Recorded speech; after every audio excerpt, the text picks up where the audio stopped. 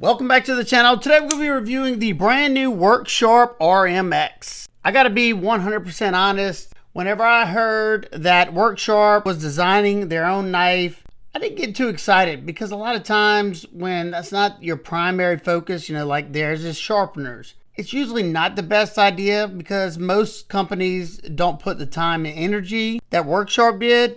I want to say they had, I think, 1 or 2 years of R&D.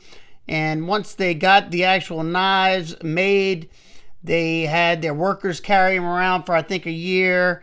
And they did it right. Not to mention, I think the designs look great. And to top it off, they did something that I've never in my life seen on a knife. Never would even thought to have it on a knife. You can get this in the reverse tanto blade or a drop point in the full size. The drop point in the full size comes with M390 steel at 60 to 62 HRC. And then there's also a compact drop pointed version in M390 steel, 60 to 62 HRC. All different variations come in this black and gray. And then they dropped a drop point blacked out version recently, but I think it's sold out. At the end of this video, if you're interested in picking up your own RMX, I will have it linked down below in the description. I don't have any affiliate links or anything. I just want to help support Work Sharp. They've always been great to me. Love to return the favor. And let's face it, they made my job easy. This knife, in my opinion, is great. It's been a while since I got this excited after carrying and using a knife in quite some time. The RMX is equipped with a dual action. Mine is set up for automatic carry. And one cool thing about the automatic carry is whenever you set the pivot up for automatic carry with the spring in it, you can set it to this action, which is the stronger action. Now, it's not coming flying out of my hands, but I'm holding it properly. My son opened it. It did fly out of his hands. So I guess it is stronger than I thought it was. But if it's too strong for you, there's another setting on this to where you can dial the tension back some. But say you live in a state where automatics are still illegal. The knife ships with a different pivot setup. And this is that pivot. And it has installed a set of, it looks like skiff bearings. I don't know if that's skiffs or not, but it looks just like skiffs. Ceramic bearings there, super smooth, and it's kind of like the Civivi Elementum button lock, to where in the closed position it's locked. You got to depress the button and give it some wrist to open it. Now, I would absolutely love to see a standard thumb stud or thumb hole deployment action on this knife. That would just set this one over the top for me. They give you all the tools and all the hardware it takes to swap out the pivot and instructions, and it's not hard to do. If I can figure it out, you can figure it out. They give you this tool right here that's magnetized on the end, and you see how it's got the little notches. That corresponds with the notches here. Then you see those numbers. You have 1 and 2 there, and then you have that arrow right there. All of it corresponds with the instructions in the manual. And then they also included an oops kit, which I think is awesome, which is a extra set of hardware. You got an extra spring for the button, you got an extra coil spring for your automatic, an extra pivot screw there for the back side right here, an extra bearing, and extra O-ring.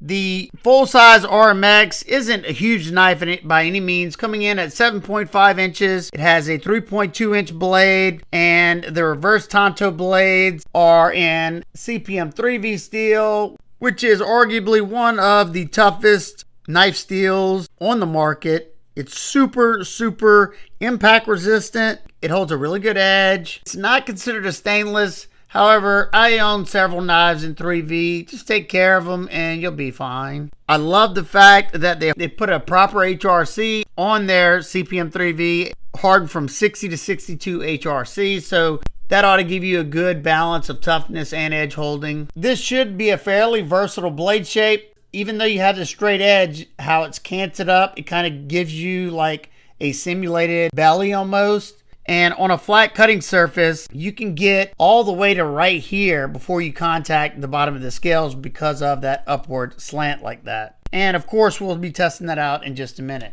You have some fantastic fine cut jimping. See that right there? You got some here and on the scales right here. Choke back, I mean, it grips the thumb. Your thumb's not going anywhere. If I gotta have jimping, that's the way I like to see it. You have a full forward finger choil, so if you want to choke up, anytime I'm cutting in hand, that's where I'm gonna sit.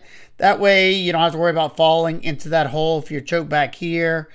trying to break down cardboard or something and get stuck in here. And when you're straddling the pivot area like that, you can get way more force because you're in that center line of the scales. So you can get tons of force in that manner, and then you're going to get full power from heel to tip because that is pretty much a straight edge. That tip right there is really going to shine at doing those fine precision cuts and for piercing. Your sharpening choil, I'm going to call it okay.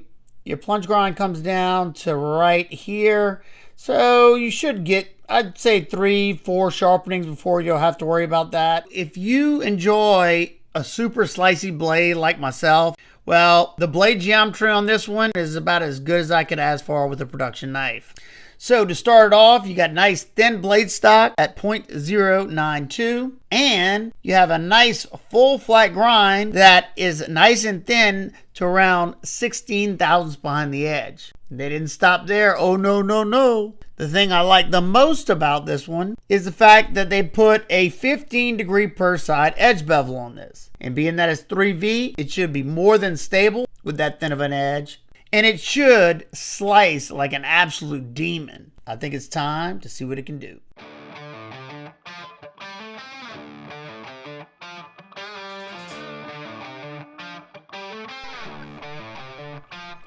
One thing is evident right away. This is a very well thought out knife.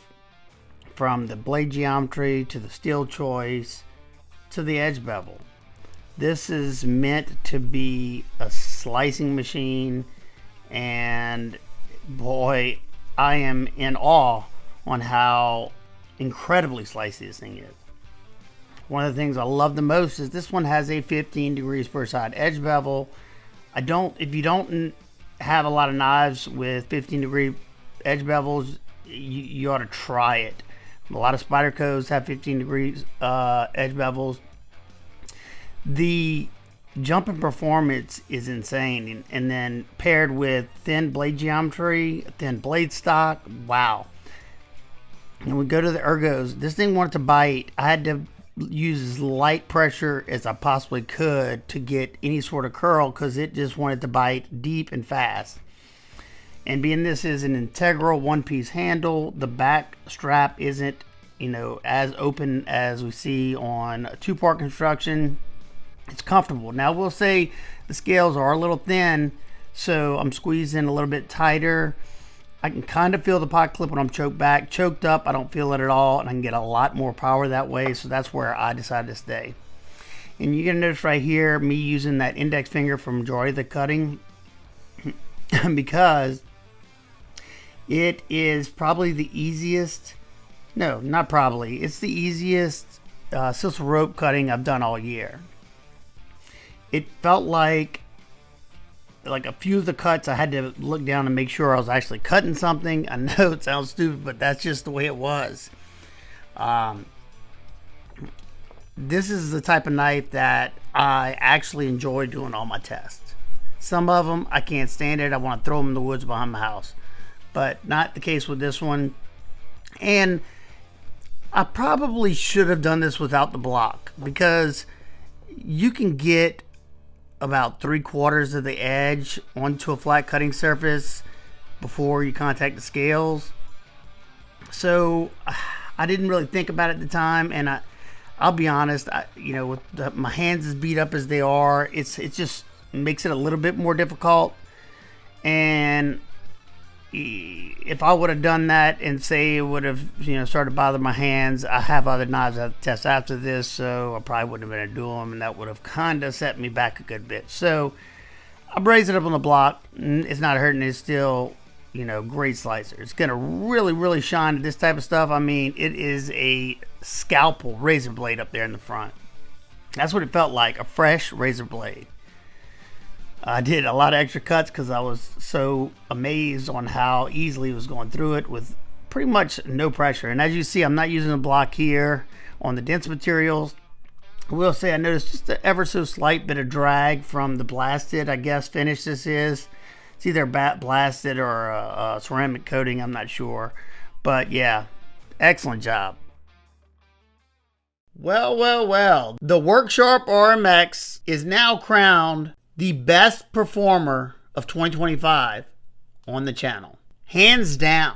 So let's talk about this automatic deployment action. So you have your button there that's raised up a good bit. You do have a reset spot so you don't accidentally push it. You got to go below that spot for the blade to come out. And at the full setting, comes out perfectly fast enough while still being easily closed one-handed. And I don't know if y'all can hear this, but the acoustics whenever you close this one, yeah. Whenever I received it with the bearings, the action was excellent, as you would expect with the bearings also. And let's talk about the ergos real quick. In this choke up spot, comfortable, powerful, no hot spots that I noticed. Choke back, I can feel the pocket clip because it's wide. I think they could have maybe made this a little bit skinnier. But anytime I'm cutting in hand, 90% of the time I'm going to be up here. So it doesn't bother me. I don't even really feel it up here. Just choke back. I can kind of feel this top portion right here. So I'd call that a minor thing there. Pinch grip, great. I can get down to that tip if I need to get some more pressure down on the tip to pull through something. And that is an absolute scalpel up there. Whenever I was slicing through that leather, it took me like 3 cuts before I realized I even cut through it. It was so easy to do. Hammer grip, comfortable. Saber grip, comfortable. This reverse pull grip's comfortable. You can straddle this portion right here. And they got flat spots, so it's not pokey. You can get a decent bit of force this way. If you want to come back some, you can, but then your leverage point is going to kind of feel awkward. And the reverse gas station knife fight grip is comfortable also because this is flat. And one big reason why this one was as comfortable as it is, because even though these scales are pretty much flat, you got these nice chamfers. They knocked off any hard edges, and this is an integral. And check this out. You don't see this that often on production knives, and that is a distal taper in this integral handle. Only other knife I can think of offhand that does that, that's super comfortable as well, is the Microtech LUDT. This one is a little bit more extreme toward the butt end. And in the beginning, I said this knife is doing something that I had never seen before on a knife. And that is they're using a zinc alloy for the integral handle. And when I say this thing is ridiculously lightweight, it almost feels like a toy that can get work done. I even handed this to my wife and she was like, wow. I can only imagine how lightweight the compact version of this is. Coming in at 2.4 ounces. So all those ounce and inch boys, here you go. Well under the ounce and inch with your 3.2 inch blade. The knife comes with a tip up, deep carry pocket clip that is inset into the frame right here. Pretty much countersunk screw there. And then you have your nice looking filler tab. Love the way they did that. And it is flush with the scales. After my accident, I've had to wear lightweight shorts about 98% of the time. And heavy knives kind of weigh me down per se. I forget this is even in the pocket. In my jeans, I've carried it there too. Goes in and out nicely. Hugs this side perfectly. No flipper tab or anything to get in the way. If you wanted to put a phone or something else in there, you could easily do that. And I'm sure somebody will say it in the comments. Yes, I know zinc is a pretty corrosive material. However, this is a zinc alloy. And they have put a black Cerakote on it. And I've carried this with keys in my pocket a couple times just to see if it was going to scratch up. No marks yet. Drop it there. It's a durable finish. Cerakote is a ceramic coating, very tough. And even if all the coating came off, you're going to be fine. A few of their workers carried around an RMX without the coating at all just to see if it would be any issue. And Neves Knives and Outdoor 55 and those guys that went down there, they checked them out and they said it looked just as good as it did before they put the coating on. If you're worried about the fire aspect, check out Outdoor 55's video on that, where he tried to burn a chunk and he was unsuccessful for the most part. So not a concern there either. We'll check the lockup on the button lock.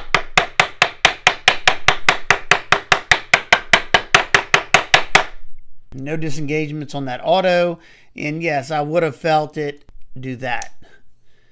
But good to go. And of course, if you have it with the coiled spring, it's going to help that out also by putting tension on it. Now for some size comparisons, it's in the middle of the Benchmade 940 and the Benchmade Bug Out. And here it is next to the Spyderco PM2 and Power 3 and the Ontario Wrap 1 and 2. And it's very similar in length to the Kaiser Doman and the CJRB Kestrel. Here it is next to the Kershaw XL Bel Air and Bel Air. And lastly, here it is next to the Spyderco Smock and the WeVision R. And since absolutely no knife's perfect, what are my nitpicks and complaints? I'm not exactly sure what this blade finish is, but it kind of feels like a blasted finish. If I find out before I finish editing this video that it's not, I will put it somewhere up on the screen. But if it is a blasted finish, that's not something I love too much, because a blasted finish opens up the pores, leaving it susceptible to corrosion, and CPM 3V isn't a stainless. So I hope that doesn't become an issue. I live in a high humid environment. I take care of my blades, but you know, it's always nice to see, say, like a raw stonewash finish, satin finish, or a Cerakote finish. Also, it'd be nice if they brought this plunge grind all the way back here so I could have all this sharpening life. And this isn't a nitpick or a complaint, just something I would love to see. Like I said in the beginning, if they made a version of this with thumb studs or a thumb hole with the normal action on bearings, doesn't even have to be on phosphor bronze washers, that would just set this one over the moon. So what are my final thoughts on the Work Sharp RMX? Like I said earlier, if you're somebody who likes super slicey, lightweight EDC knives that are super easy to carry, have dual deployment, good blade steel, heat treated properly, and a knife that comes with a lifetime warranty, then yeah, I can highly recommend the Work Sharp RMX. I absolutely love this knife. I'd love to hear y'all thoughts. Do you like a dual action knife? What do you think about the Magnesium? So you have a unique knife, excellent blade steels, super tough, hardened with the proper HRC. The full size comes in at 140 bucks. That's a no-brainer.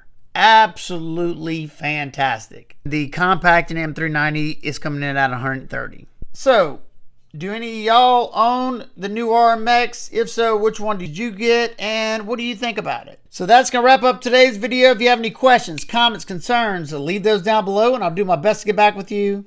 All right, guys and girls, that's going to do it for today. Hope every single one of y'all is having a fantastic day today. And remember, keep these blades sharp. Smile more. Hey.